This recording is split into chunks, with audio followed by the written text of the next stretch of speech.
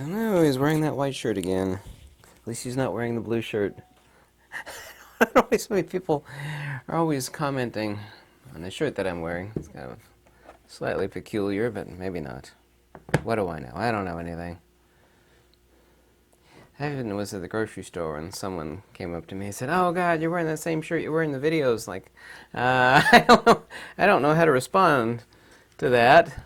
It's kind of an interesting statement there. Here's some good news. Simplicity. I keep telling people this, and it's demonstrably true.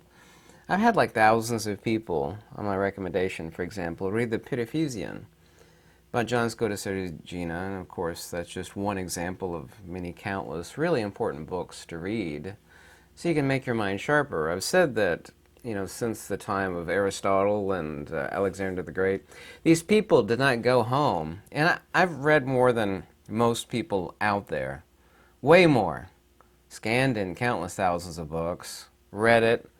And of course, reading books is not important. It's actually absorbing it and synthesizing it, making it your own. That these people do not go home and do a bunch of homework and memorize stuff. And the answers are easy. The same is true of Mother Nature. But most people can't see the forest for the trees, and this is very unfortunate. And most of us are there.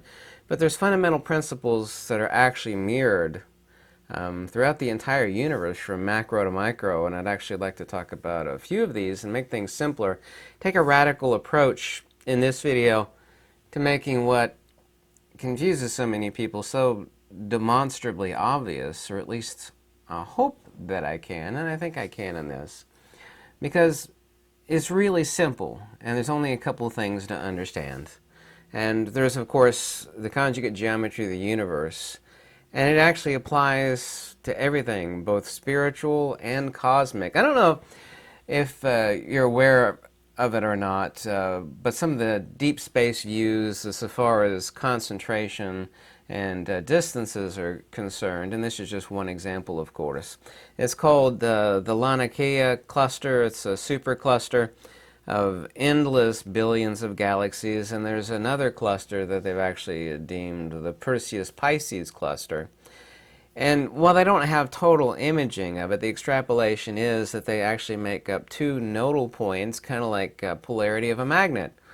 And they're what they're calling a super attractor, where nothing actually is, and this is where they actually get a lot of ideas about dark matter that they've determined, even though they don't have an enormous amount of data, that these two super lobal nodalities of the entire known universe, anyway, demonstrable universe, are actually moving towards what they're calling an attractor. We could actually call it a plane of inertia. At the center of a magnet, or between two magnets, there's nothing there, yet they're moving towards that. But this simplex geometry of endless billions of galaxies is nothing other than a super massive magnet. Everything in nature, explaining black holes. I was looking at an article that was just out, and at least they admit they don't know, what a black hole is, and I've explained it many times. It's extremely simple if you actually understand the conjugate geometry of the universe, both dielectricity and magnetism, and how each one operates. And once again, Mother Nature really is a hairy armpit chick with muddy feet and dreadlocks, and everything is just simplex pressure mediation. Seeing it for what it is and looking at the geometry of same, you actually know what it is. It's a supermass with no magnitude, but we have no correlation of that here on Earth.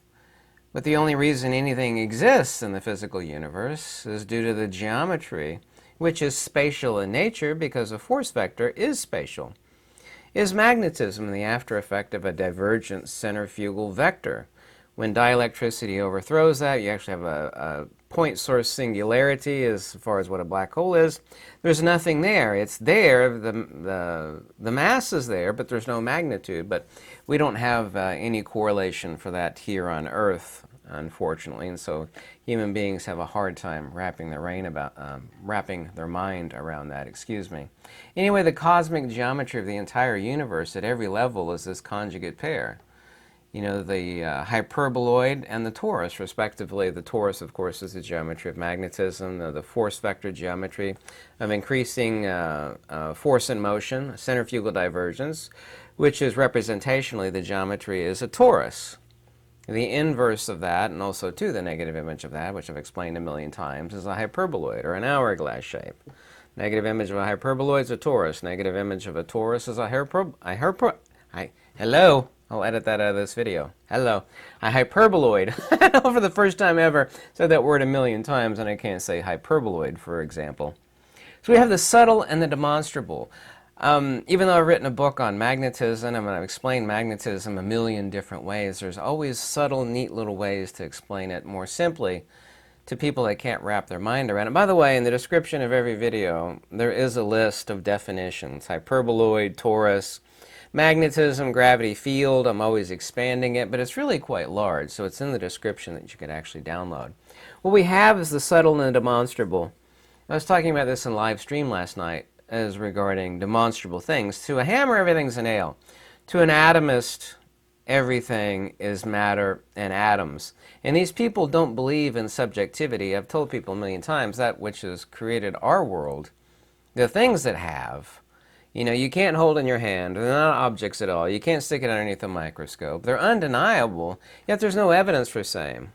I tell to an atomist, say, you know, do you love your mother? Well, of course I love my mother. She's my dearest friend. It's like, well, prove it. You know, you present it to me objectively, or I don't believe you love your mother. It's like, what are you talking about? Who are you to say? I said, no. You're always wanting proof for something, some sort of objective proof, but it's too subtle. It's not demonstrable to them. That which has built up this world, both love and hate and anger and fears and desires, are not empirical things which can be measured. They certainly can't be counted. The same is true of this universe as far as fields go. These people are extremely self-inconsistent. But talking about the subtle and demonstrable, when I first started talking about it, it's really a silly word, I know it is. This word counter space. This goes by many different names. Subspace, ether, zero-point energy. Even the atomists admit to it. They're calling it the great attractor so far as the two nodal lobes of the known universe of countless billions of galaxies, which is so huge. We can't even wrap our mind around our own solar system, much less our own galaxy, much less billions and billions of galaxies. Can't wrap our mind around it. Human beings really are just totally incapable of it. I mean, that, of course, is totally undeniable. This is the simplest geometry, the simple method whereby which, if you have a primer or a legend in your head, if you understand cosmic mechanics, like, well, everything must reference to this legend. I don't know if you younger people probably never read physical maps in the corner of it. There'd be a legend, you know, like this little cross marks means train tracks, this little marks means a road, and you know, if you have a legend as far as in your head as the cosmic mechanics, you can understand everything. It's like, well, how does this relate to cosmic mechanics? How does it actually reference back to legend? And what the legend is, I was taught it and I have it in my head. When Alexander the Great was taught by Aristotle, how much, just a question here, how much did you think homework Alexander the Great did? How many tests do you think he took? There certainly weren't any written tests, probably, to be sure. There might have been a couple. But how do these people, and of course Alexander the Great's a bad example, kind of, sort of, we don't know a tremendous amount about Alexander the Great, but some of the greatest minds like Roger Boscovich or the inspirations of the author of the Pitaphysian, John the Scot. Or what about Plotinus? Do you think he did homework or took multiple guest tests? I mean, people keep praising memorization as if this is good, or it makes a wise, inventive, or creative person, and it does not. You only have to have a legend of understanding about that which is important in life, and this does not require homework. I'm trying to say that with a simple legend in someone's head, they can understand most of the things in this universe. That goes from the ether and atomism to the soul and atomism and creationism and emanationism, which I'd like to get here very quickly. The simplex versus the impossible and the complex. So we have the subtle and demonstrable. Even though magnetism is superficially kind of hard to get people to understand, what is really hard is to get them to wrap their brain around counter space, pure potential, the true definition of inertia. You can call it inertia, you can call it zero-point energy, we can call it subspace, a lot of different names. You can call it dark matter, dark energy. There's a whole list of names that the ether is called. You know, this little nodal point right here, where of course time doesn't exist at all, it's only a measure, right here where the sands actually pass. Right here, of course the magnetic field, which is the dielectric field, just like saying ice is the field of water, you know, passes from this null point outwards, creates a toroidal field, which is a negative image of this hourglass shape, i.e. the hyperboloid. Everything starts from here, but this has no Cartesian value. It has no mass. It has no magnitude. Yet everything in the magnetic field we know emanates from that point. Same is true of a magnet. We know the magnetic field, you know, starts from the force vectors that we know right here at the middle of the magnet. And a stupid person, for example, hundreds of years ago, look, I've cut the magnet in half and see where this magnetic field is emanating from. It's like, oh, there's nothing there. But now all of a sudden we have two of those things because now we've created two magnets.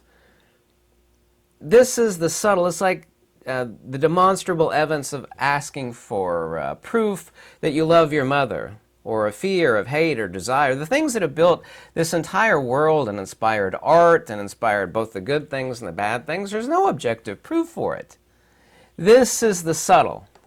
The demonstrable is magnetism. Well, you know, even with my intellect, and I'm not boasting, I know you probably think I am now, which is quite hard to explain, and I've written a book about same and countless hundreds of videos talking about and trying to explain the subtlety of counter space or the ether or zero-point energy or the plane of inertia becomes much, much harder. And yet it is really simple. It is this null point with no Cartesian value, no objective validity. It's like, well, show it to me. It's like, well, I can't show it to you. Well, what do you think it exists if you can't show it to me?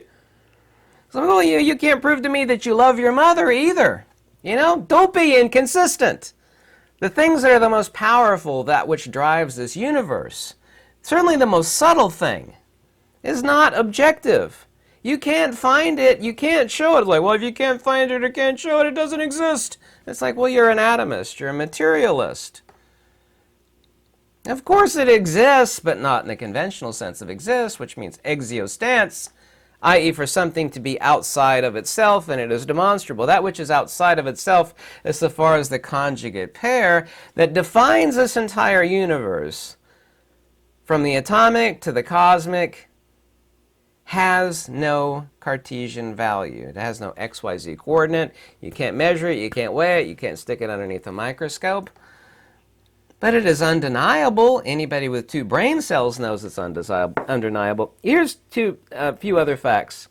And it's something that I've not mentioned in any video, and it's actually incredibly important. And it's something that anybody, whether they be young or old, needs to think about. And what your position on this is, I don't care, is something to think about. There's only ever been two postulations, you know, for the foundation of this universe. One has been atomistic, you know, that Mother Nature is a crazy chick with a bag of magic particles. And I've never denied particles. Yes, of course, particles are super high energy light.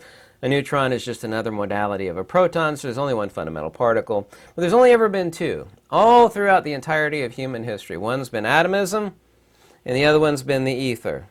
Atomism is impossible to explain this universe. It's also too extremely complex, and the center doesn't hold. Mother Nature is not complex. She is a simple hippie chick. Here's something else. The soul and atomism. Transcendence.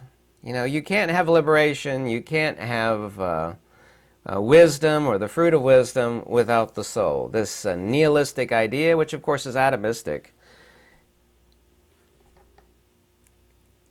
You can't have liberation. You can't have anything without atomism and nihilism, by the way, are the exact same thing. Kind of like a distinction between wet and water. They're both exactly the same thing. There's also ever been only, well, there's three, but one is just a misunderstanding of the other two. That being happenstance. It's like you ask for the first cause of everything from an atomist, not an atheist. Atheism has nothing to do with gods. It is about atheos. It's not adios, it's atheos. It's a denial of a fundamental substrate to phenomena. In other words, there's no hand underneath the puppet in the case of the puppet show. That's the third thing, but really it's a misunderstanding of the two. Only ever been two postulations through all metaphysics and all religions, and I never touch religions, and I'm not interested in discussing it, is creationism versus emanationism. Emanationism, of course, is prohodos in the ancient Greek, and of course creationism begins with original sin, the idea of first cause or prima causa. But there is no first cause. There is no original sin. That idea is defunct. It's impossible. It's both complex and impossible relative to natural law, relative to Mother Nature. Not that there actually is a Mother Nature. Natura naturans would be the Latin for Mother Nature, but not as an actual person or a lady, if you will, Mother Nature. We have the simplex and the impossible. We cannot explain the universe with complexity. The center doesn't hold. So you have ether and atomism, one simple and explicable, and very, very simple, because simplicity is divinity. The other one's completely impossible, atomism. The other two pairs are soul and atomism, and the other one is creationism and emanationism. Understanding cosmic geometry becomes extremely simple when we actually understand the conjugate pair that actually defines everything. An atom is just a super high energy light. It's nothing other than an electrostatic dynamo. Everything, of course, is fundamentally hydrogen, which is the most basic form of matter. All matter is compounded hydrogen. Everything is reducibly simple. I've never been interested in the house of Mother Nature or cosmic mechanics, with all the minutiae, the shutters, the blinds, the furniture and the rest. The only thing you need to understand is the foundation. But nobody understands the foundation either. At the very root of everything, and seeing everything, if you understand the conjugate pair that defines everything in nature, you can understand what a black hole is, really simply. You can understand what magnetism and dielectricity is, simply. You can understand these two super pairs of what they're calling Laniakea and the Perseus Pisces. These two supermassive global collections of countless billions of galaxies, which is just mind-boggling. And yet, they represent as polarity on a supermassive, supercosmic scale like a magnet. I was reading the black hole article, and these people are so confused. Everything is dictated by fields, but these people never talk about fields, and there's no branch of science that's ever defined a field. I've had a hard time actually defining, not really a hard time, I try to make it simple, defining the subtle. The demonstrable, and as far as the conjugate pair, the demonstrable, of course, is magnetism. Magnetism is objective and demonstrable. But what is subtle is right here. This is the hyperboloid. This is specifically the geometry of centipedal convergence, i.e. increasing inertia and acceleration, i.e. the geometry towards counter space. This would be counter space, and this would be towards counter space, representationally. Getting people to understand this is like arguing with an atomist about, prove to me you love your mother. It's like, well, of course I love her. Like, you can't show it to me, then I don't believe it exists. Of course, I know it exists, but this is the irrationality and the hypocrisy that they have. It's like, when you admit to the demonstrable, which is magnetism, which of course is geometrically the torus, you also too must necessitatively admit to that which manifests the demonstrable, which is magnetism. But that which manifests, since magnetism is the dielectric field, the demonstrable is that which is the subtle. Subtle things in the universe: love, hate, fear, anger, hope. The subtlest as far as cosmic geometry actually is this geometry, the hyperboloid. The geometry of counter space. The geometry of the dielectric field. Just as lightning is a discharge into counter space. People are like, what? Lightning strikes from cloud to ground. There's a discharge into counter space. By the way, that's the exact same words Eric Dollard uses. Yeah, lightning is a discharge into counter space. And then you explain it, the principle of same. And you actually see the most important diagram in the universe, which is it's an electrical discharges, waves, and impulses by Charles Proteus Steinmetz. The field diagram, which I've posted that image up everywhere, the field diagram. It's a diagram of counter space and of magnetism, superimposed over one another.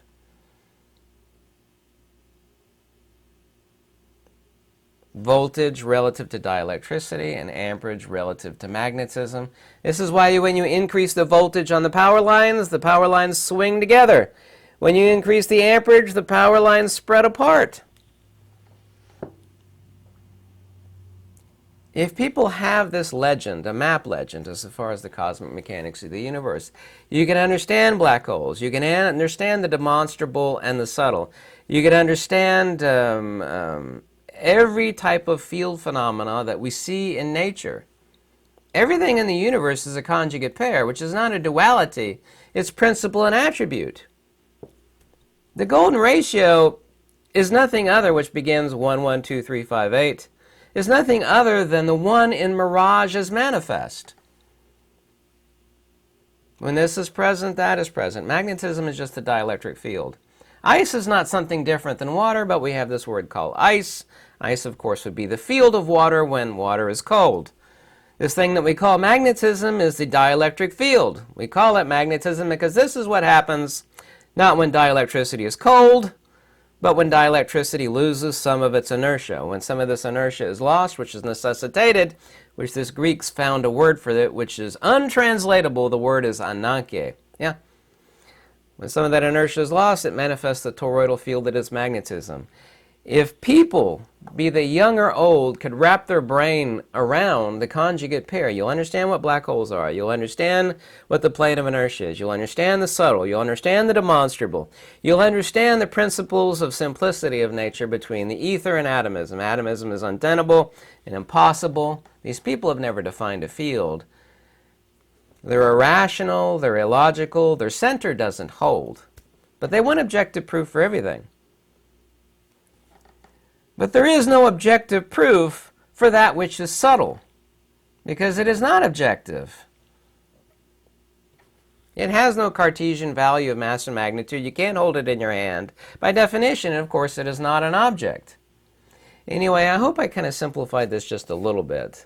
And I could talk about this topic for countless hours. I don't want to bore the heck out of you.